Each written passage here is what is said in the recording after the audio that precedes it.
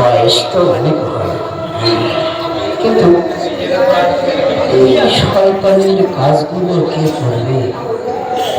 আমার অনেক বয়স হয়েছে, সবাইগুলো সব জেগে গেছি, এরা তো কোনো কিছুই করতে চাও। দেখি সবাইগুলো ডেকে আদেশ করি, কিছু দেখি শোনে। আমার বড় শয়তান কোথায়? বড় শয়তান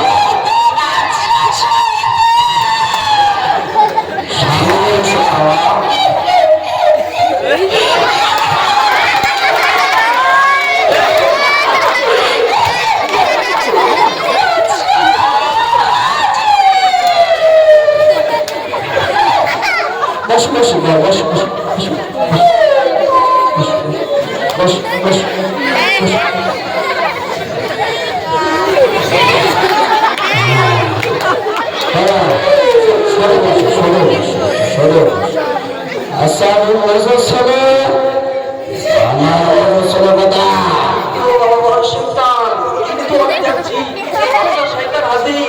আচ্ছা আচ্ছা বসো বসো বাবা বসো। আমার সজল শয়তান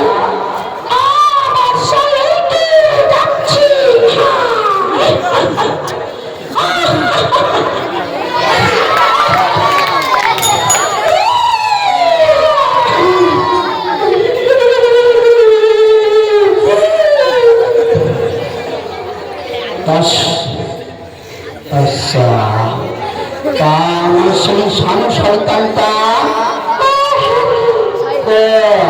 ঠিক আছে, ছোট শয়তান ছোট শয়তান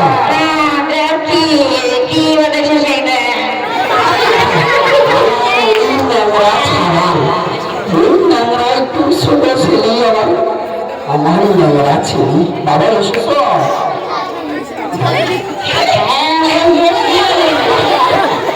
আচ্ছা শোনো তোমাদের একটা আদেশ করছি,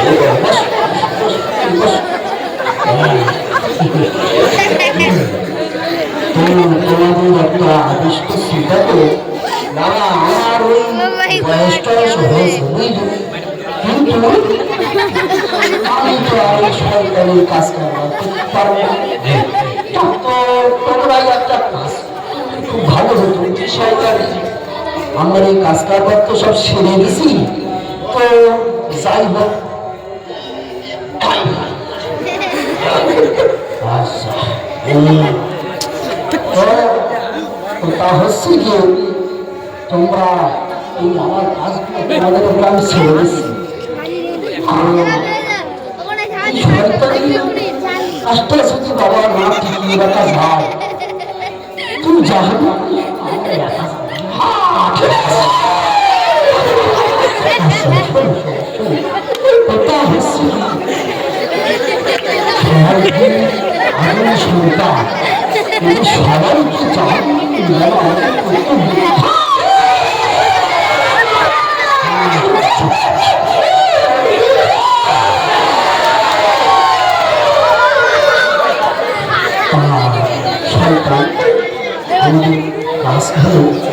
তোমাদের আমি বলছি যে তোমরা বিশ্বের প্রান্তে ছড়িয়ে পড়ো, আর দিনের শেষে আমার কাছে আসবে।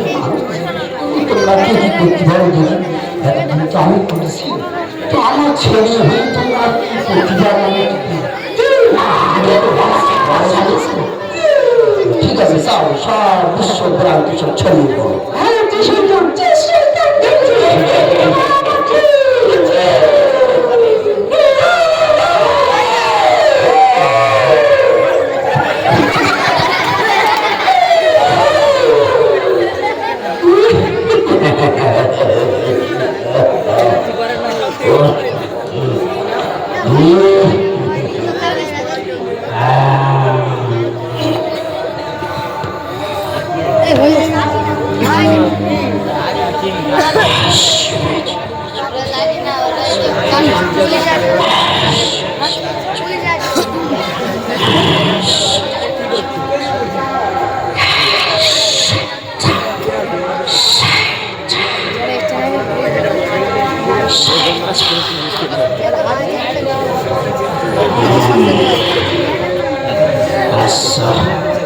দিন তো শেষ হলো প্রায়। এই সাবানগুলো তো সকালে বেরোয় গেছে। খোঁজ নিয়ে কোথায় সব আছে।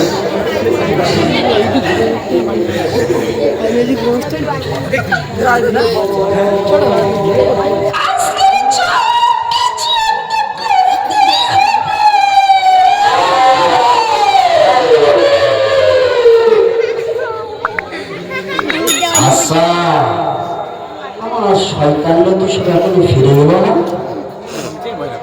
বড় শয়তান, বড় শয়তান,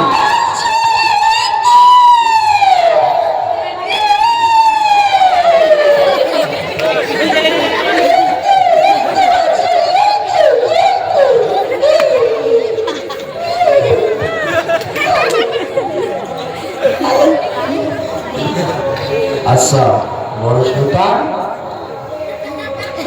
তুমি সারাদিন কি করেছো?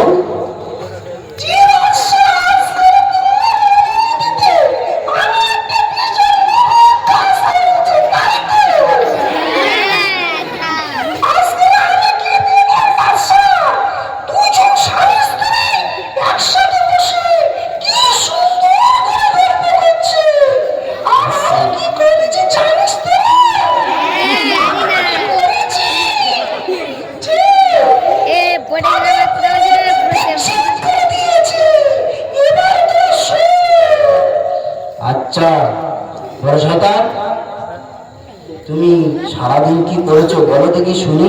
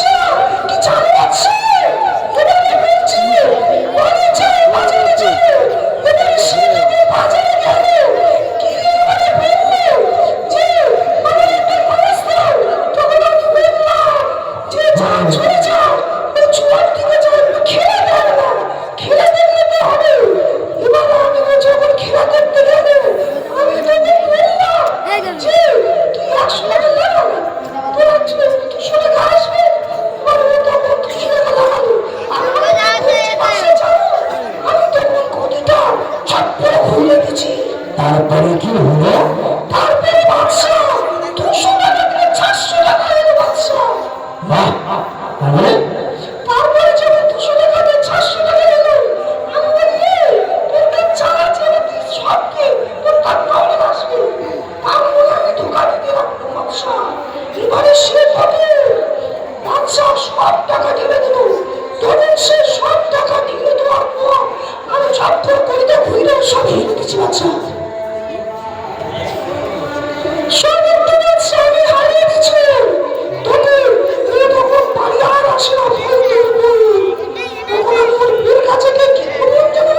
কি বললি? তোর স্বামী আসলে সব জমা করে হেরে গেছে, ও তখন বিশ্বাস করবে না। এবারে তখন বাদশাকে বললো যে আমি বিশ্বাস করি না। আমি তখন বললাম যে বিশ্বাস করিস তুমি এসে বলবে যে আমার টাকা। তোমার কথা বুঝতে পারিনি, তুমি ভালো করে বল।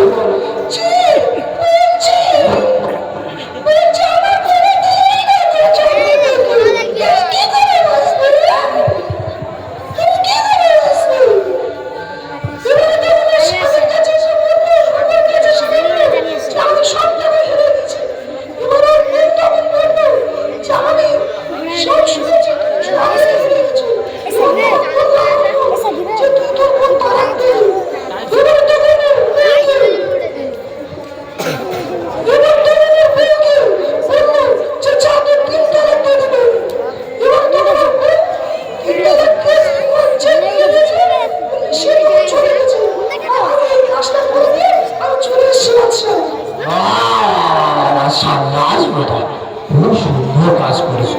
যাও তোমার ওখানে গিয়ে বসো, বসো দেখি আমার মেজো শয়তান কি করেছে। মেজো শয়তান, জি বাদশা শয়তান, কোথায় তুমি আসো দেখি। এই তো জি বাদশা হাজির হাজির। আচ্ছা তুমি সারাদিন কি করেছো বলো দেখি। জি বাদশা শয়তান, আমি একটা মহান কাজ করেছি। কি করেছো? আপনি যে সময় বললেন যে তোমরা পৃথিবীর মধ্যে চলে যাও, আমি যাচ্ছিলাম। আমি যেতে যেতে যেতে দেখলাম একটা পার্কের মধ্যে একটা মেয়ে আর একটা ছেলে, তারা দেখলে খুব প্রেম ভালোবাসার গল্প করছে। আমি তখন চিন্তা করতে লাগলাম যে এদের মধ্যে কি করে ভালোবাসা খারাপ কাজে লিপ্ত করতে পারি। আমি ওই মহিলার কাছে গেলাম, ওর মনে রসসা দিচ্ছি, বলছি তুই ওই কাছের দিকে সরে যা, কাছের দিকে সরে যা। যে ওই কাছের দিকে সরে গেল, তখন আমি ছেলেটার কাছে চলে গেলাম। ছেলেটার কাছে গিয়ে বললাম, এই মেয়েটা তো খুব সুন্দর দেখতে, তো হাতটা ধর না। বলছি হাতটা ধরলো, তারপরে কি হলো? তারপরে ও হাতটা ধরে দুজন মনের আনন্দের গল্প করছে। তারপরে যে সময় সন্ধ্যে হয়ে গেল, আমি ওদের বললাম যে তোরা চলে যাও, এখানে আর থাকিস না। তারপর আমি ওদের বাড়ি যাওয়ার আগে আমি ওই মেয়েটার বাপের কাছে চলে গেলাম। আবার কি করলি? গিয়ে বললাম যে তোমার মেয়ে ওই গ্রামে মাসুলের সাথে দাঁড়িয়ে দাঁড়িয়ে কথা বলছে, তোমার মেয়ের তো বয়স হয়ে গেছে, তুমি বিয়ে দেবে না? আর কি বললো? ওর বাপ ওর মার কাছে বললো যে তুই এক্ষুনি তোর মেয়ের ঘর থেকে বার করে দেবো, কালকের দেখাশোনা আসবে, তুই তাড়াতাড়ি রেডি কর। তখন আর কি হলো? ওর মা চিন্তা করতে লাগলো, আমি তুই মাসুদের সাথে খুব ভালো প্রেম করিস, আর তোর বাপ ওর সাথে বিয়ে দেবে না বলছে। সে কোথায় ছেলে দেখছে, ওখানে বিয়ে দেবে, ওখানে বিয়ে দেবে বলছে। তুই এখন কি করবি?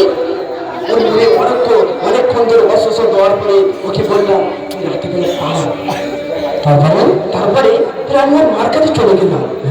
ওর মার কাছে গিয়ে আমি বললাম যে তোমার মেয়ে রাতে বেলা গুছিয়ে পালাবে, তুমি রেডি থেকো। ওর মা তখন রাতে রোজের সময় পালাতে চাইলো। ওর মা রাতেবেলা ঠিক আড়ালে বসে আছে, ওর মা আড়ালে বসে আছে। বলছি পালাতে ওর মা টুক করে নামের গিয়ে ব্যাগটা ধরলো। ওর মা টুক করে ব্যাগটা ধরলো, ধরে তার ঘরে নিয়ে আসলো। নিয়ে এসে মেয়েটা জিজ্ঞাসা করলো তুই কোথায় যাচ্ছিস মা? মেয়েটা তখন বললো আমি তো পালাচ্ছি। বল তুই পালাচ্ছি কেন? মেয়েটা বলছি আমি ওই ছেলে মাসুদের সাথে ভালোবাসা করি, তোরা বলছিস যে আমার বিয়ে দিবি না, তা আমি কি করবো, এত ভালোবাসি। তখন মেয়েটা বলবে দেখ তুই এত ভালোবাসিস, তোর বিয়ে দেবে না যেখানে, তুই এখন গোলায় ধরে দে, তুই এখন বিষ খা।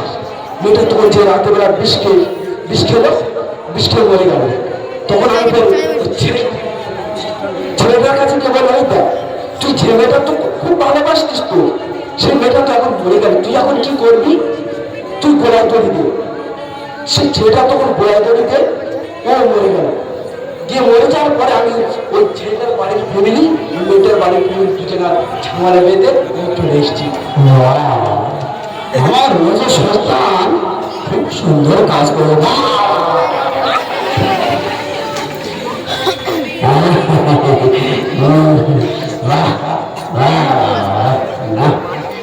ছেলেরা কাজে আছে।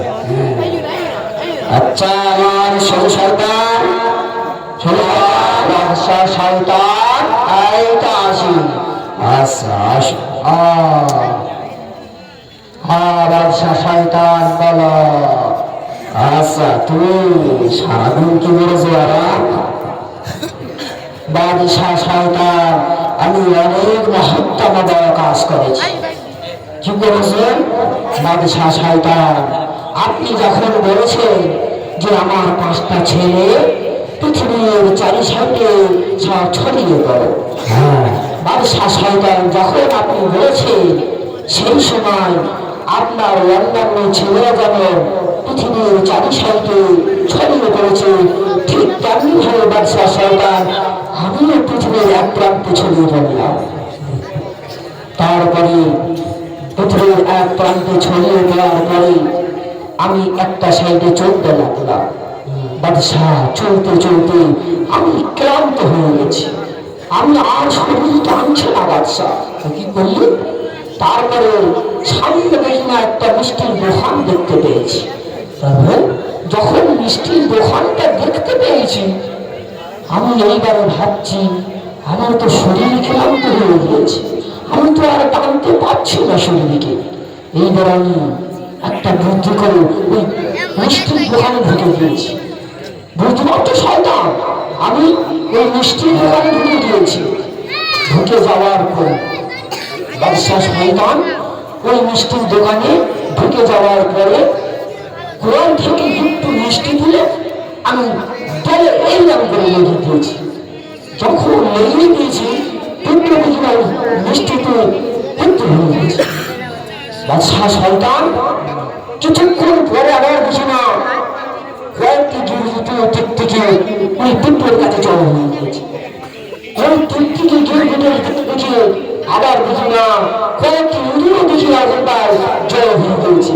বাদশাহ শয়তান ওই ইঁদুরের দিকে দেখি না কয়েকটি বিড়ালের দিকে এখনকার জড়ো হয়ে গিয়েছে। আবার কি করলি? তারপরে বাদশাহ শয়তান ওই বিড়াল যখন এখনকার অনেক বিড়াল জড়ো হয়ে গিয়েছে, একটা খরিদ্দার ওই মিষ্টির দোকানের সামনে ছিল। বাদশাহ শয়তান ওই মিষ্টির দোকানের সামনে ছিল। ওই খরিদ্দারটার একটা কুকুর ছিল। বাদশাহ শয়তান ওই খরিদ্দারটার কুকুর ওই মিষ্টির দোকানে ওই যে বিড়ালটা ছিল, বিড়ালের গায়ে পড়তে গিয়ে ওকে আঁচড় দিতে গিয়ে মিষ্টির দোকান সব ফেলে দিয়েছে, সব মিষ্টিগুলো তসমাস করে দিয়েছে। তারপরে যখন তসমাস করে দিয়েছে এইবার আমি মিষ্টির দোকানওয়ালার কাছে চলে গেছি। আরে তুই 1 টাকার মিষ্টি এইরকম একটা খরিদ্দার এসে নষ্ট করে দিলে তুই সহ্য করে দিবি? আমি এইরকম ভাবে ধোকা দিতে ওয়াসওয়াসা দিতে শুরু করে দিয়েছি।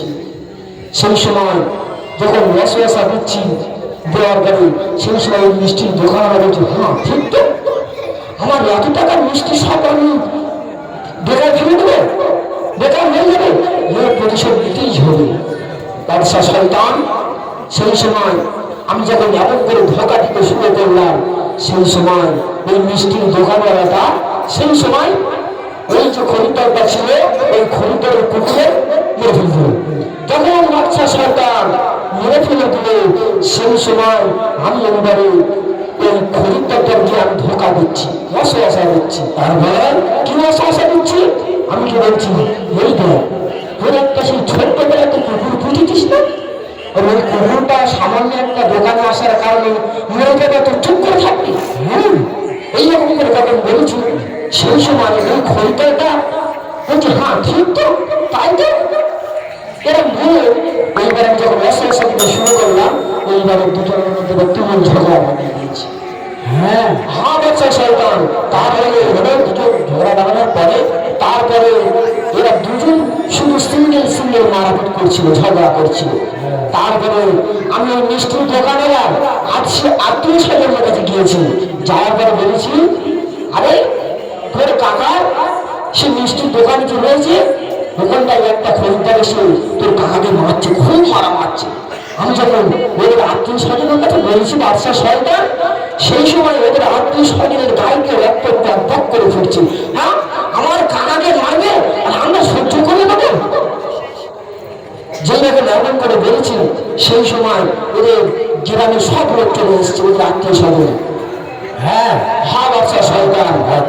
ওরা যখন চলে এসছে, এবার এই খরিদ্দারের মালিকের কাছে গিয়ে আমি বলেছি যে তোমার এই খরিদ্দার যে তোমার কাকা বাবারটা, ওর কাকা বাবারটা সেই ওদের কাছে, ওর কাকার কাছে যখন সমস্ত সবাই ছিল সেই সময় ওদের কাছে আমি গেলাম, ওই আত্মীয় স্বজনের কাছে। যাওয়ার পর বললাম, আরে তোর একটা কাকা হয় যে তার কুকুর আছে একটা, কি মারা হয়? দুজনের মধ্যে আমি এরকম ধোকা দিতে শুরু করে দিলাম। দেওয়ার পরে ওদের গ্রাম চলে আসলো, এদের গ্রামে চলে আসলো। এবার মিষ্টি শেষ হলো, এবার কুকুরের মালিক শেষ হলো, বিড়াল শেষ হলো, কুকুরে শেষ হলো, সব শেষ করতে আমি চলে এসে বাদশাহ শয়তান। সব শেষ করে দিচ্ছি, কিচ্ছু না। হ্যাঁ বাদশাহ শয়তান, আমি সারাস বেলা হ্যাঁ, বস বস, বাহ, খুব ভালো কাজ করেছে আমার ষোলো শয়তান, বিরাট কাজ করেছে। তো আমার ষোলো শয়তান কোথায়?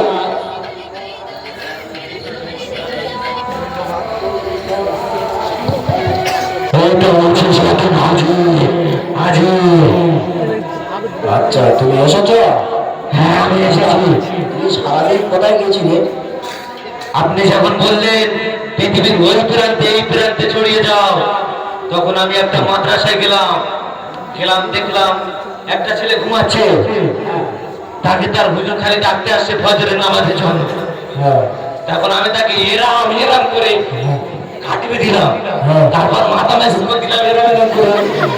আচ্ছা, তারপর ফের ডাকতে এলো, তখন আমি বললাম যে ওর মনে আস্তে দিলাম, এখন আমাদের তোমাদের বাড়ি, তুই নামাজ গিয়ে পড়ে কি করবি? তাদের যে ঘুম, সে আর নামাজ পড়েনি। নামাজ কাজা করতেছেন? হ্যাঁ হ্যাঁ হ্যাঁ, বাহ বাহ, খুব সুন্দর কাজ করে, বাহ, সাবাস সাবাস, সাবাস। চারটে ছেলে তো সব এলো, আমার সেই পড়া ল্যাংড়া ছেলেটা কোথায়? ওই ল্যাংড়ে, ল্যাংড়ে,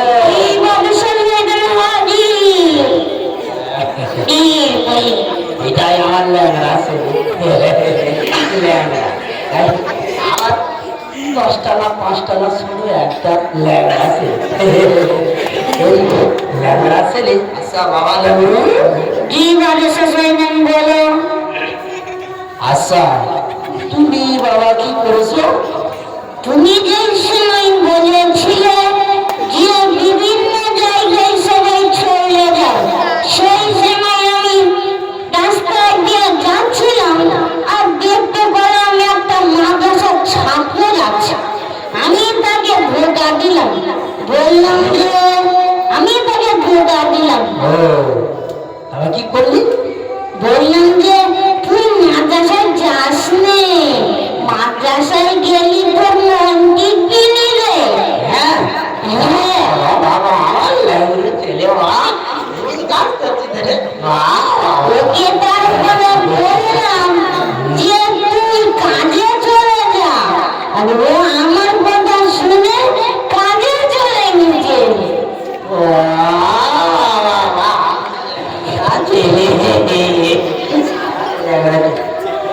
করছে তো ভাই।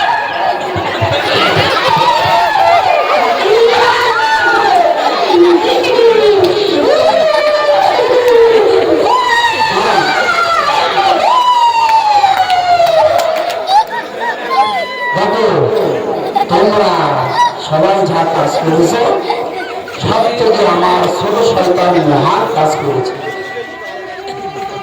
কি কাজ করেছে তোমার ছোট শয়তান? জানিস, একটা মাদ্রাসা ছেলে, হ্যাঁ, তাদের এসে আমাদের ধোকা দিতে বড্ড কষ্ট হয়। হ্যাঁ, এই যে আমাদের উদ্দেশ্য কি?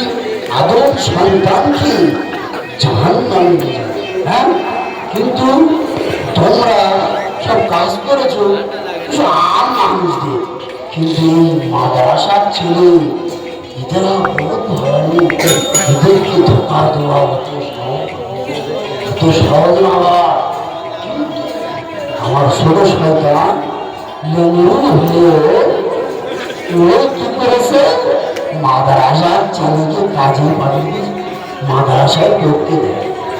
এই জন্যে আমার ছোট শয়তান তোমাদের সবার থেকে ভালো কাজ করেছে। তার জন্য আমি আমার মাথার মুকুটটা তাকেই দিয়ে দিলাম। বুঝতে পেরেছ? আচ্ছা, ঠিক আছে, সব যে যার গন্তব্যস্থলে চলে যা। ঠিক আছে।